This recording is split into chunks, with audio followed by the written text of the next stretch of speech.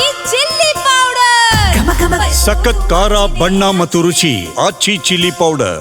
IndiGo ಕಂಪನಿಯ ರಾದ್ಧಾಂತದಿಂದ ಸಮಸ್ಯೆ ಆಗ್ತಾ ಇರುವಂತಹದ್ದು ಬೆಂಗಳೂರಲ್ಲಿ ಮಾತ್ರ ಅಲ್ಲ, ದೆಹಲಿಯಲ್ಲೂ ಕೂಡ ಇದೇ ಪರಿಸ್ಥಿತಿ. ದೆಹಲಿಯ ಇಂಟರ್ನ್ಯಾಷನಲ್ ಏರ್ಪೋರ್ಟ್ನಲ್ಲಿ ಸಹಜ ಸ್ಥಿತಿಗೆ ಬರ್ತಾ ಇದೆ ಅನ್ನೋದು ಗೊತ್ತಾಗ್ತಾ ಇದೆ. ಹಲವು ಹಂತಗಳಲ್ಲಿ ನಿಧಾನಕ್ಕೆ ವಿಮಾನ ಹಾರಾಟ ಶುರುವಾಗಿದೆ ಎನ್ನುವಂತಹ ಮಾಹಿತಿ ಸಿಗ್ತಾ ಇದೆ. ದೆಹಲಿ ಏರ್ಪೋರ್ಟ್ನಲ್ಲಿ ಜನಸಂದಣಿ ಕೂಡ ಕಡಿಮೆ ಆಗ್ತಾ ಇದೆ. ದೆಹಲಿ ವಿಮಾನ ನಿಲ್ದಾಣ ಸಹಜ ಸ್ಥಿತಿಗೆ ಬರ್ತಾ ಇರುವಂಥದ್ದು. ಕಳೆದ 4-5 ದಿನಗಳಿಂದ ಇವತ್ತು ಬೆಂಗಳೂರಿನಲ್ಲಿ ಪರಿಸ್ಥಿತಿ ಹೇಗಿತ್ತು, ಡೆಲ್ಲಿಯಲ್ಲೂ ಕೂಡ ಅದೇ ಪರಿಸ್ಥಿತಿ ಇತ್ತು. ಜನ ತುಂಬಿ ತುಳುಕ್ತಾ ಇದ್ರು, ಎಲ್ಲಂದ್ರಲ್ಲಿ ಬರೀ ಲಗೇಜ್ಗಳೇ ಕಾಣಿಸ್ತಾ ಇದ್ವು. ಈಗ ದೆಹಲಿ ಏರ್ಪೋರ್ಟ್ನ ದೃಶ್ಯವನ್ನು ನೀವು ಗಮನಿಸ್ತಾ ಇದ್ದೀರಿ. ಸಹಜ ಸ್ಥಿತಿಯತ್ತ ದೆಹಲಿ ಏರ್ಪೋರ್ಟ್ ಮುಖ ಮಾಡಿದೆ.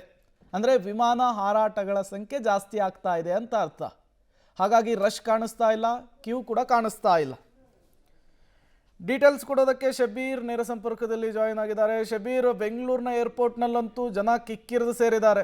ಡೆಲ್ಲಿ ಪರಿಸ್ಥಿತಿ ಹೆಂಗಿದೆ, ಸಹಜ ಸ್ಥಿತಿಗೆ ಬರ್ತಾ ಇದೆ ಅನ್ನೋದು ಗೊತ್ತಾಗ್ತಾ ಇದೆ. ಪ್ರೇಮ್ ನೋಡಿ, ನಾನೀಗ ಇಂದಿರಾ ಗಾಂಧಿ ಇಂಟರ್ನ್ಯಾಷನಲ್ ಏರ್ಪೋರ್ಟ್ ದೆಹಲಿಯ ಟರ್ಮಿನಲ್ 1 ನಲ್ಲಿದ್ದೀನಿ. ಇಲ್ಲಿನ ಪರಿಸ್ಥಿತಿಗಳು ಹೇಗಿದೆ ಅನ್ನುವಂಥದ್ದನ್ನು ಕೂಡ ನಿಮಗೆ ತೋರಿಸ್ತೇನೆ. ಮೊದಲನೇಗೆ ಇಲ್ಲಿ ಇರುವಂಥ ಸೂಚನಾ ಫಲಕದ ಪರಿಸ್ಥಿತಿಯನ್ನು ತೋರಿಸ್ಬಿಡ್ತೀನಿ. ನೋಡ್ಬೋದು, ಬಹುತೇಕ ಇಂಡಿಗೋ ಫ್ಲೈಟ್ಗಳ ಸಂಖ್ಯೆ ವಿರಳ ಆಗಿರುವಂಥದ್ದನ್ನು ಗಮನಿಸ್ಬೋದು. ಅದರ ಬದಲಿಗೆ ಏರ್ ಇಂಡಿಯಾದ ಅತಿ ಹೆಚ್ಚು ಫ್ಲೈಟ್ಗಳೀಗ ಸದ್ಯಕ್ಕೆ ದೆಹಲಿಯಿಂದ ಆಪರೇಟ್ ಆಗ್ತಾ ಇರುವಂಥದ್ದನ್ನು ಕೂಡ ನಾವು ಗಮನಿಸ್ಬೋದು. ಇಲ್ಲೊಂದು ಇಂಡಿಗೋದ ಡೊಮೆಸ್ಟಿಕ್ ಮತ್ತು ಇಂಟರ್ನ್ಯಾಷನಲ್ ಫ್ಲೈಟ್ಗಳು ಸಿಗ್ತಾ ಇದ್ದಾವೆ ಮತ್ತು ಅವು ಆನ್ ಟೈಮ್ಗೆ ಟೇಕಪ್ ಕೂಡ ಆಗ್ತಾ ಇದ್ದಾವೆ ಅನ್ನುವಂಥದ್ದು ಕೂಡ ಗೊತ್ತಾಗ್ತಾ ಇರುವಂಥದ್ದು. ಆದರೆ ಫ್ಲೈಟ್ಗಳ ಸಂಖ್ಯೆಯಲ್ಲಿ ಬಹಳಷ್ಟು ಗಣನೀಯ ಇಳಿಕೆ ಆಗಿರುವಂಥದ್ದನ್ನು ಕೂಡ ನಾವು ಗಮನಿಸ್ಬೋದು. ಆದರೆ ಕಳೆದ 3-4 ದಿನಗಳ ಹಿಂದೆ ಪರಿಸ್ಥಿತಿ ಹೀಗಿರಲಿಲ್ಲ. ದೆಹಲಿ ಏರ್ಪೋರ್ಟ್ನಲ್ಲೂ ಕೂಡ ಇಂಡಿಗೋ ವಿಮಾನದ ಸಮಸ್ಯೆಯಿಂದಾಗಿ ಸಾಕಷ್ಟು ತೊಂದರೆಗಳಾಗ್ತಾ ಇತ್ತು. ಆದರೆ ಅದನ್ನು ಹಂತವಾಗಿ ಕಡಿಮೆ ಮಾಡುವಂಥ ಪ್ರಯತ್ನವನ್ನು ಕೂಡ ಮಾಡಲಾಗ್ತಾ ಇರುವಂಥದ್ದು. ಮತ್ತು ಮುಖ್ಯವಾದಂಥ ಕಾರಣ ಏನು ಅಂದರೆ, ಇಲ್ಲಿ 3 ಟರ್ಮಿನಲ್ಗಳಿರುವಂಥ ಹಿನ್ನೆಲೆಯಲ್ಲಿ ಪ್ಯಾಸೆಂಜರ್ಗಳು ಕೂಡ ಡಿವೈಡ್ ಆಗ್ತಾರೆ. ಹೀಗಾಗಿ ದೆಹಲಿ ವಿಮಾನದ ನಿಲ್ದಾಣದ ಹೊರಗಡೆ ಬಹಳ ದೊಡ್ಡ ಪ್ರಮಾಣದ ಗದ್ದಲ ಗೋಜಲು ಯಾವುದೂ ಕೂಡ ಕಾಣಿಸ್ತಾ ಇಲ್ಲ. ನೀವು ವಿಮಾನ ನಿಲ್ದಾಣದ ಚಿತ್ರಣಗಳನ್ನು ಕೂಡ ಗಮನಿಸ್ಬೋದು. ಡಿಪಾರ್ಚರ್ನಲ್ಲಿ ಒಟ್ಟು 8 ಗೇಟ್ಗಳಿದ್ದಾವೆ. 8 ಗೇಟ್ನ ಮುಂಭಾಗದಲ್ಲೂ ಕೂಡ ಬಹಳ ದೊಡ್ಡ ಪ್ರಮಾಣದ ಜನಸಂದಣಿ ಇಲ್ಲ. ಕಳೆದ 2 ದಿನಗಳ ಹಿಂದೆ ನಾವು ನೋಡಿದಂಥ ಸಂದರ್ಭದಲ್ಲಿ ದೊಡ್ಡ ಪ್ರಮಾಣದಲ್ಲಿ ಇಲ್ಲಿ ಜನರು ಕ್ಯೂನಲ್ಲಿ ನಿಂತ್ಕೊಂಡಿದ್ರು, ಒಳಗಡೆ ಹೋಗ್ಲಿಕ್ಕೆ ಪರದಾಡ್ತಾ ಇದ್ರು. ಪದೇ ಫ್ಲೈಟ್ಗಳು ಡಿಲೇ ಆಗ್ತಾ ಇತ್ತು ಅಥವಾ ಕ್ಯಾನ್ಸಲ್ ಆಗ್ತಾ ಇತ್ತು. ಈಗ ಆ ಪರಿಸ್ಥಿತಿಗಳು ಸದ್ಯಕ್ಕೆ ಕಂಡು ಬರ್ತಾ ಇಲ್ಲ.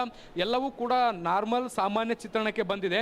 ಬಹುತೇಕ ಜನರು ಇನ್ನೂ ಕೂಡ ಒಳಗಡೆ ಸಾಕಷ್ಟು ಸಮಸ್ಯೆಯನ್ನು ಎದುರಿಸ್ತಾ ಇದ್ದಾರೆ. ಫ್ಲೈಟ್ಗಳು ಕ್ಯಾನ್ಸಲ್ ಆದಂಥವ್ರು, ಡಿಲೇ ಆದಂಥವ್ರು, ರೀಶೆಡ್ಯೂಲ್ ಆದಂಥವ್ರು ಒಳಗಡೆನೆ ಕಾಯ್ತಾ ಕೂತಿರುವಂಥದ್ದನ್ನು ಕೂಡ ನಾವು ನೋಡಿದ್ದೀವಿ. ಆದರೆ ಹೊರಗಡೆ ಪರಿಸ್ಥಿತಿ ಸುಧಾರಿಸುವಂಥ ಹಂತಗಳು ಕಾಣಿಸ್ತಾ ಇದೆ. ಇರುವಂಥ ಕೆಲವೊಂದಿಷ್ಟು ಫ್ಲೈಟ್ಗಳನ್ನು ಆಪರೇಟ್ ಮಾಡುವಂಥ ಕೆಲಸ ಆಗ್ತಾ ಇದೆ. DGCA ಹೊರಡಿಸಿದಂಥ ಆದೇಶವನ್ನು ತಾತ್ಕಾಲಿಕವಾಗಿ ಹಿಂದೆ ಪಡೆದಿರುವಂಥ ಹಿನ್ನೆಲೆಯಲ್ಲಿ ಈಗ ಪರಿಸ್ಥಿತಿ ಸಾಮಾನ್ಯ ಸ್ಥಿತಿಗೆ ಬರ್ತಾ ಇದೆ.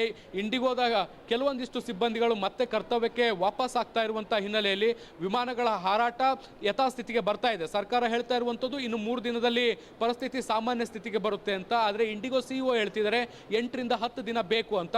ಬಹುಶಃ ಇನ್ನೊಂದು ವಾರದಲ್ಲಿ ಎಲ್ಲ ಪ್ರಾಬ್ಲಮ್ಗಳು ಹಂತದಲ್ಲಿ ಸಾಲ್ಟ್ ಔಟ್ ಆಗುವ ಸಾಧ್ಯತೆಗಳು ಕಂಡು ಬರ್ತಾ ಇದೆ. Prem, okay, thank you Shabir ತಮ್ಮೆಲ್ಲ ಮಾಹಿತಿಗಾಗಿ. ನೀವು ಕೂಡ ದೃಶ್ಯವನ್ನು ಗಮನಿಸ್ತಾ ಇದ್ದೀರಿ. ಒಂದು ಕಡೆ ಬೆಂಗಳೂರು ಇಂಟರ್ನ್ಯಾಷನಲ್ ಏರ್ಪೋರ್ಟ್ನ ದೃಶ್ಯ, ಮತ್ತೊಂದು ಕಡೆ ರಾಷ್ಟ್ರ ರಾಜಧಾನಿ ದೆಹಲಿಯ ಇಂಟರ್ನ್ಯಾಷನಲ್ ಏರ್ಪೋರ್ಟ್ನ ದೃಶ್ಯ. ಎರಡೂ ಕಡೆಗಳಲ್ಲೂ ಕೂಡ ಒಂದು ಕಡೆ ಜನಸಂಖ್ಯೆ ಜಾಸ್ತಿ, ಮತ್ತೊಂದು ಕಡೆ ಪರಿಸ್ಥಿತಿ ಈಗ ಸುಧಾರಿಸಿರುವಂಥದ್ದು. ಈಗಾಗಲೇ ಕೇಂದ್ರ ಸರ್ಕಾರ ಹೇಳಿರುವಂತಹದ್ದು 3-4 ದಿನ ಬೇಕು ಪರಿಸ್ಥಿತಿ ಸುಧಾರಿಸೋದಕ್ಕೆ ಅಂತ ಹೇಳಿ.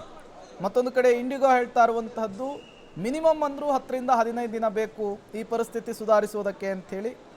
ತತ್ಕ್ಷಣಕ್ಕೆ ಈ ಸಮಸ್ಯೆ ಬಗೆಹರಿಯಲ್ಲ ಅನ್ನೋದು ಕೂಡ ಗೊತ್ತಾಗ್ತಾ ಇದೆ.